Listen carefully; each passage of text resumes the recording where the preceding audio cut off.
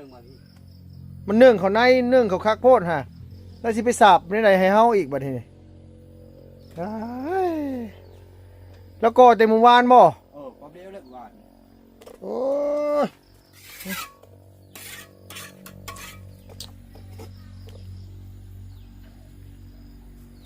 จะโยกมึงอยู่ใช่คันมาดันไปได้พอดันไปเบิ่งนู้นหามันดันได้บ่ฮะตายงูลอยเฮ้อว่าคืองูลอย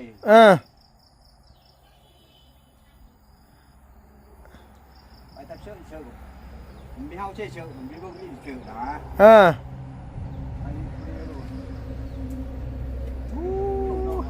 ผ่านอยู่แล้วแหละเขารับที่ผ่านมื้อแม่นอันนี้เฮาวัด5 เซนพุ่น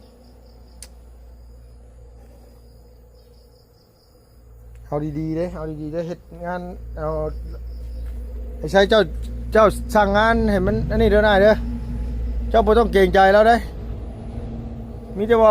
มันคนรับผิดชอบงานว่าสิคันตัวเฮ็ดแล้วคือแล้วแต่ซำนี้ตัวอื่นเราจะ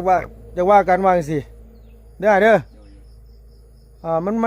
บ่ผ่านเจ้าเฮ็ดน่ะงามอยู่เจ้าเฮ็ดน่ะแต่ลาวน่ะมีแต่คำ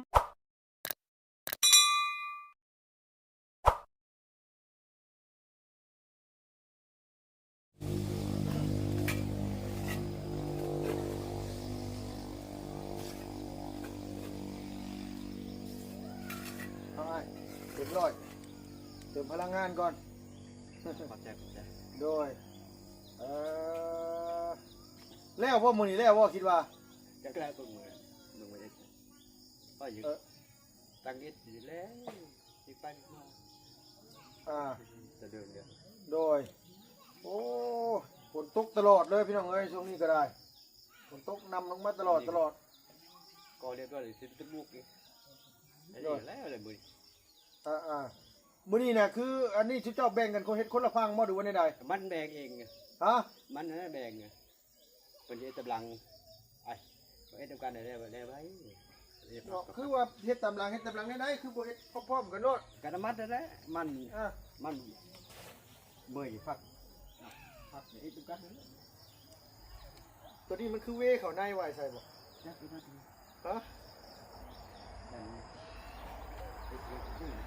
เราฮะ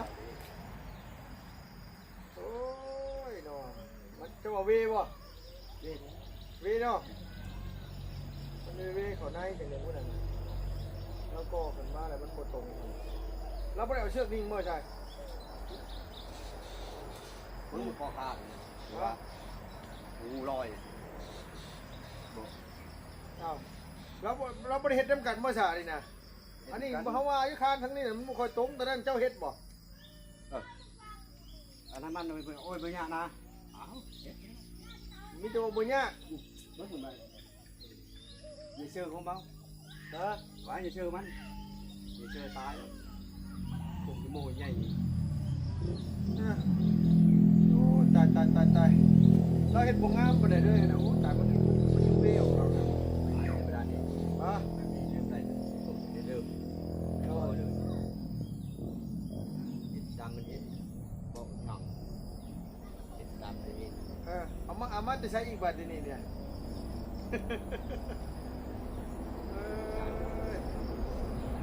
มันเป็นอย่างนี้โดย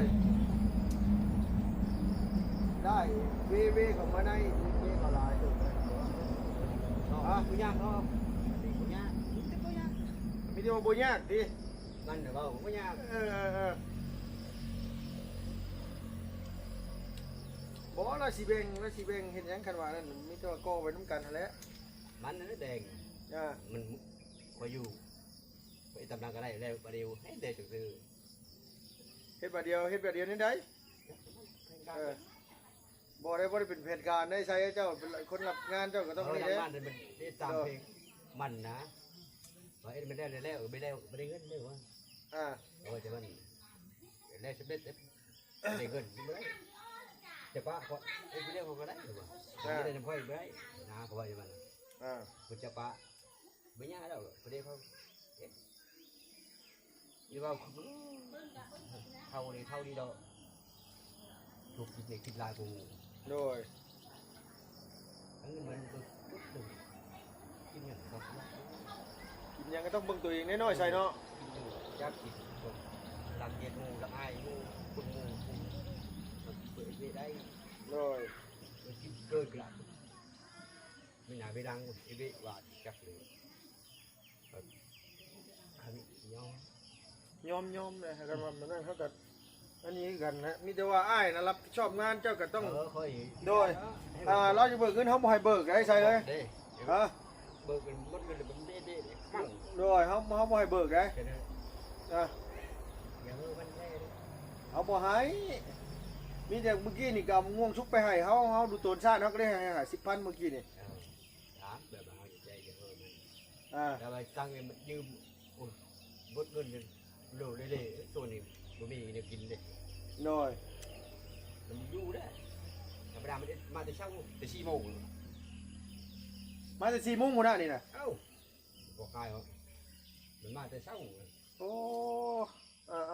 ทั้งไอเฮ็ดนี่ครับอยู่ตรงเป๊ะอันนี้นะทั้งนั้นตีเวครับเวออกหลายโพดนั่นน่ะ พูดพรำพฤติกรรมใครเนี่ยนี่ว่าจุดว่า ไอ้ต้องหมกเราได้ไอ้ใช้มันบ่ผ่านในงานนั่นน่ะ นะบอกกับมือพังบอกบ่ยาก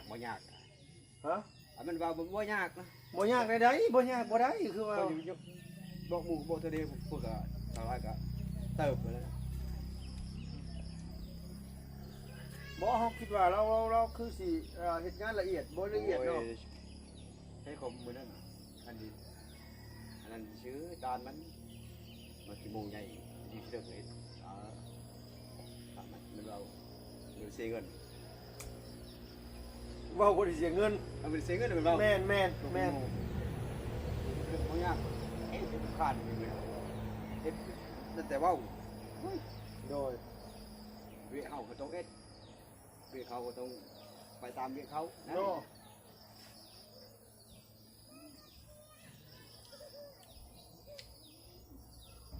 มันแบกเลยมันแบกเอง ฮะ บ้านนี่มันแบกเองเกี่ยวกองอะไรนี่เกี่ยวกองเรื่อง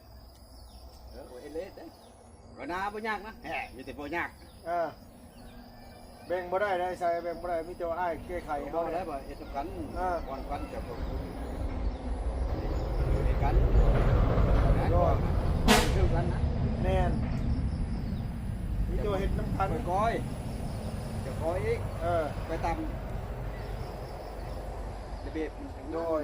มันต้องแบบนั้นเนี่ยไอ้มันบ่แม่นว่าสิเฮ็ดทิ่มเฮ็ดขว้างบ่ได้เด้มันก็ตายเลยมันว่าอันนี้เนาะ เล็กมันใส่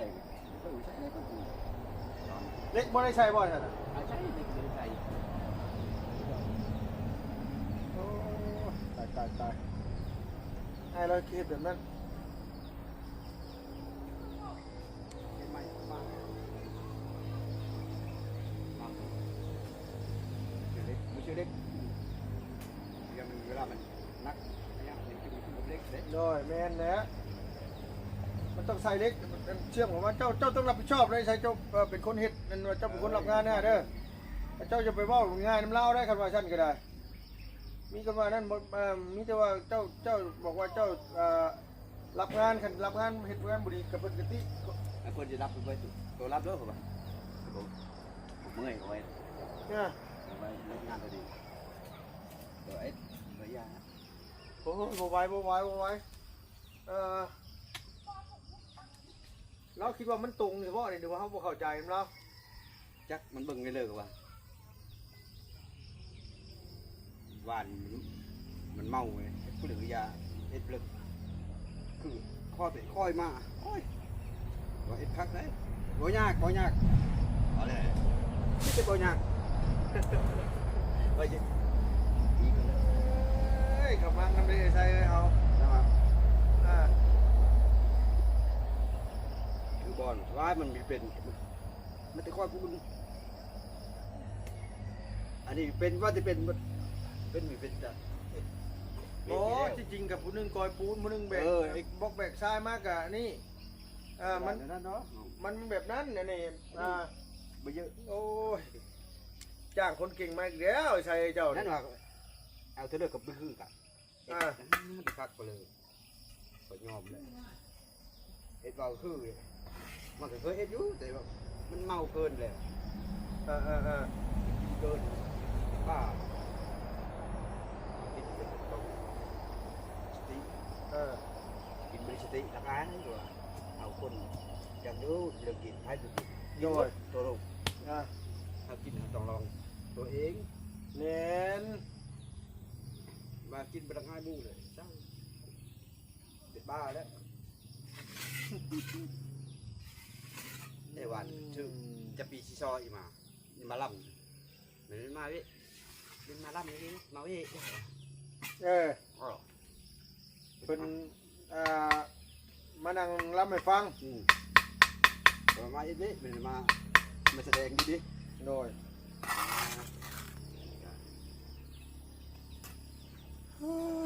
โดย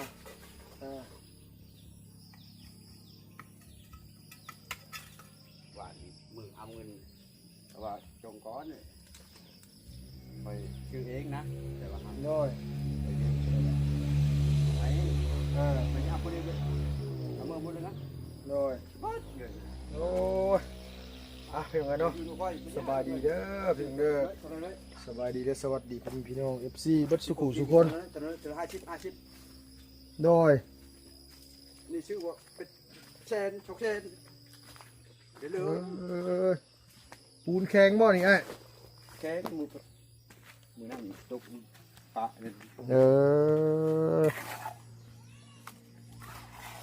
ประเดี๋ยวยังเพิ่นนาไปน้องแต่นั่นแหละ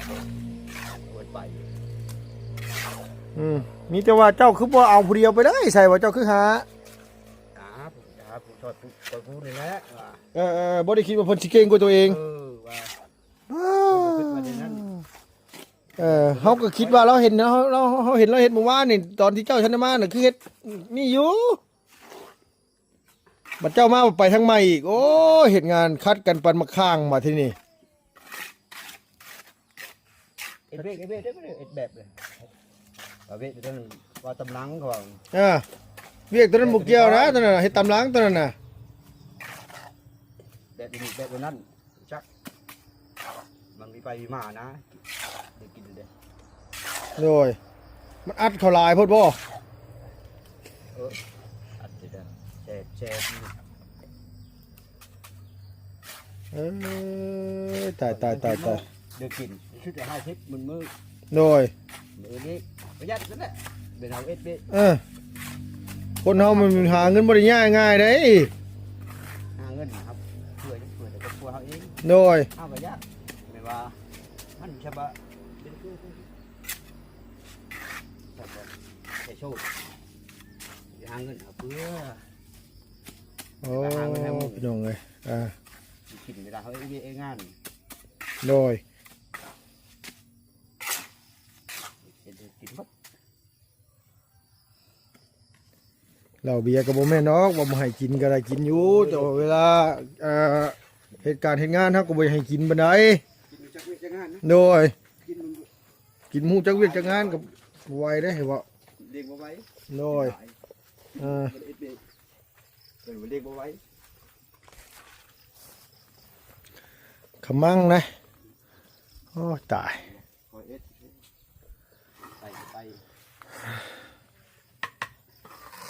จักมือลงมือเห็ดนี่ใช่ชิเจ้าเห็ดนี่บ่2 มือบ่โดยตักเอ็ดละ3 มือนะโดยไม่ได้ไปมานี่ไปตลอด24 ชั่วโมงวิวแล้วมันเวเขาในพวกนะตัวนี้นะมันเป็นอันบ่งามเลยจะมาเบิ่งแม่จะเวบ่อยใส่เวเขาว่าเนาะเบิ่งจักดีครับดีให้ได้เลยว่าเวจนอยากล้มจะบ่ได้ท่วงแล้วบ่ตอนนั้นน่ะท่วงแล้วท่วงไม่ได้มันพวกผักบ่ยากเอาบวกเบอร์เลยบวกคือเก่าแล้วมันไม่แน่ๆลูก มันเอาบ่ได้เป็นครึ่งเนาะเฮ็ดอย่างนั้นละเอียดนี่เจ๊ที่ปะที่ปิ่นนะตลอดเลยพี่วะ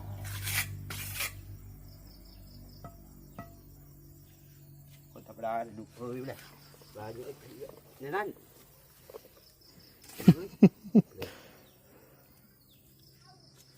โอ้หักขมังเลย ใบน้ำหมู ก้านกล้วยแล้วใส่เห็นยังกันตัวนั้นลุ่มๆนะไอ้ ใส่ท่อ ใส่ท่อ ไว้ใส่ท่อมือยากเอาใส่ท่อเจาะเอายังบ่ฟัง โดย บ่เอาเงินไปซื้อท่อจักมันสิแพนมันเอาเงินไปซื้อยามาจักแพนอันเดี๋ยวซื้อท่ออยู่บ่ดงโอ้ยเปล่าซื้อเพื่อท่อเขา โดย ประมาณบอกเขาเดี๋ยวกับรู้จักก่อนหมู่เนาะไปยัง จินตนาการนี่เก่งอยู่แต่ว่าเฮ็ดบ่เป็นขมังคือกันเฮาก็ได้โอ้ ปัญญานี่ควบเด้อ ฮะ แล้วควบเบ็ดว่าบ่ได้นะปัญญาควบเว้าดูคือว่า โดย พังไว้มันเว้ามันเฮ็ดแบบดิแบบนั้น อ่า จะทราบมันบ่ได้ดอกแบบนั้น โดยเนาะ แต่เฮาอยู่มุงนี่อยากตกแต่ราคา ฮะ ว่าจะเฮามุงพอหมูนี่จะมันตกราคาคุณมันเมาแห้งไงเวลาดีหลังมันน่ะจับคนบ้านน้องแดงนี่ โดย คนที่ผู้ตายทุกคน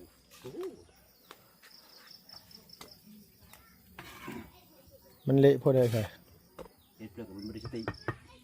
โดย กินมาในระหว่างอยากกินอยากแต่กิน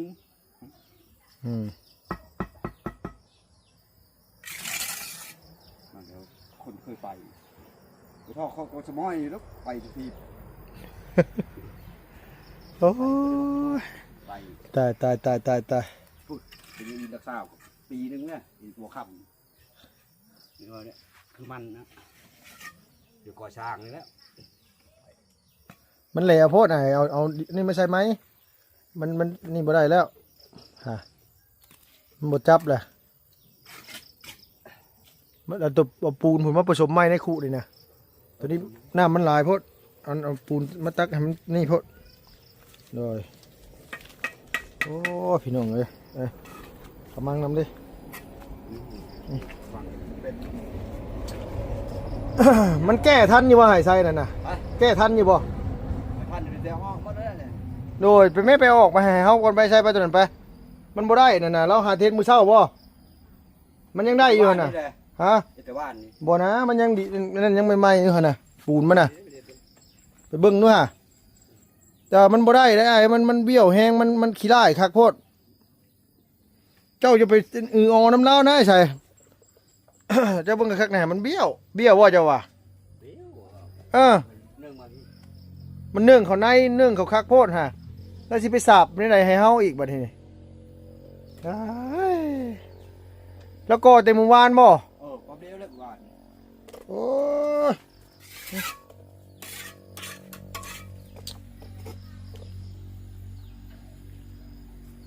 เจะโยกมันอยู่ใช่ทำมาดันไปได้พอดันไปเบิ่งเนื้อหามันดันได้บ่ฮะ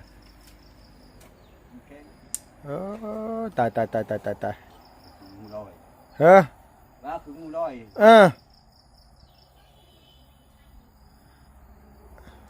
ไปทับเชือกมันไม่เฮาเชือกมันไม่รู้มีเชือกนะ ไป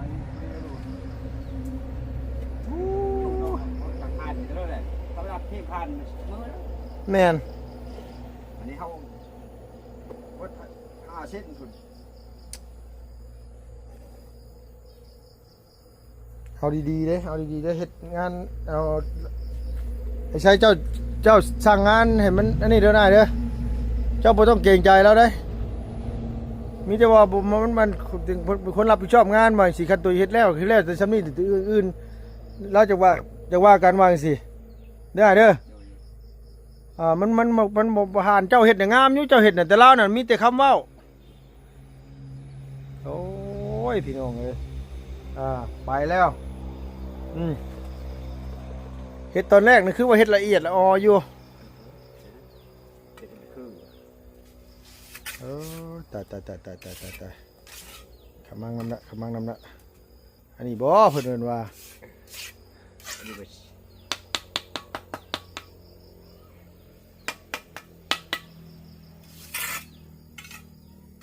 อันนี้มันเคาะเอามือ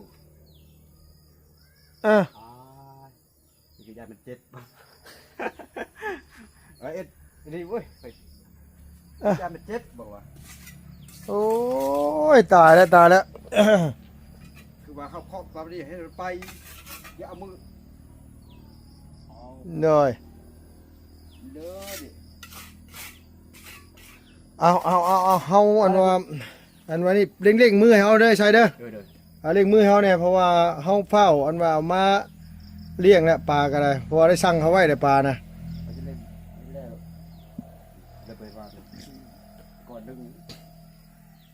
เจ้าสิแก้ได้ไหนทั้งนั้นโอ้ยตายสาบเข้ามาได้บ่ใช่สาบฮะแมนโดยมั่งให้เขาเลยใช่เด้อมันบ่ได้ได้ไอ้บ่พลาดแน่น่ะโอ้สร้างเป็นแท้เอาโอเคเจ้าเฮ็ดงานตามสบายเจ้าได้ไอ้มีแต่ว่าคันเราสิเบิกเงินเฮาบ่ได้ให้เบิกได้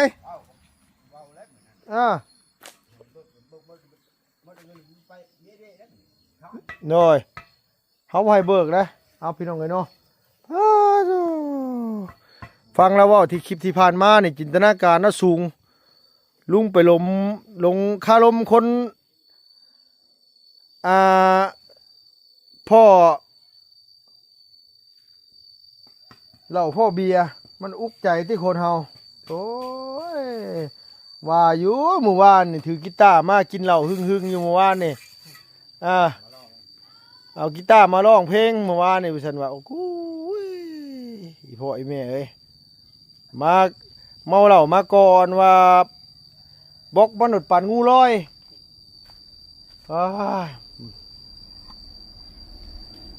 เมากับเมาโพดเมาโพพายบุกินทั่วโลกนี่ใครก็กินคือกันแล้วเราเบียร์ก็ได้เนาะ